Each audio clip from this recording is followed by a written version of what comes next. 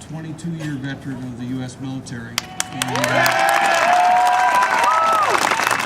want to tell you that to tell you this. Millions of men and women have gone before me and are buried in graves around the world defending the freedom that we now find being taken away from us one vote at a time, one new enactment at a time. This country, it didn't matter where you came from. There was a time when we all became Americans. We saw the movement after World War II where people came through Ellis Island. There's a lot of horror stories about that, but in general, people started new lives here and they wanted a better life for their kids than that they had wherever they came from. When they went in and liberated France, for example, there was French Americans in the American Army. They didn't walk in there with a French flag, they went in with an American flag and liberated France. And we've been doing that with people from all over the world that have come here, and this has become a melting pot.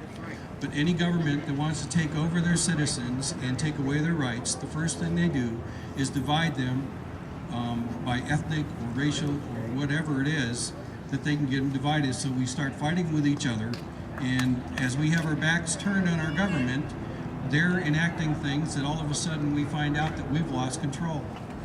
It's going to get worse before it gets better. It's going to begin to happen faster than it ever has. The tax and the things that we're talking about today is only a symptom of a deeper problem. And that problem is this country has lost its moral compass.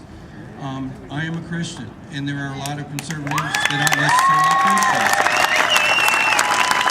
Whether you believe in Jesus Christ as your Savior, and if you believe in God, or if you just believe that you need to be in charge of your own destiny, it's not the government's place to tell you what you can and cannot do.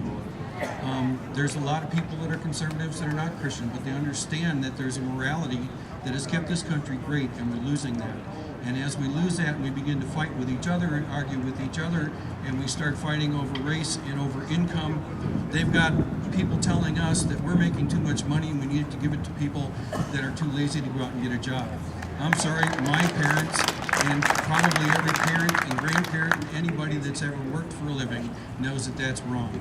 It's wrong, and yet we've got people legislating, as Mark said, from the bench. They are usurping the rule or the will of the people, and the unfortunate thing is they're not elected, they're appointed. We have got to take this country back.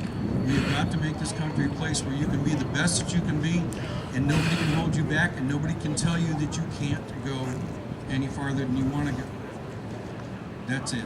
We need to rise up.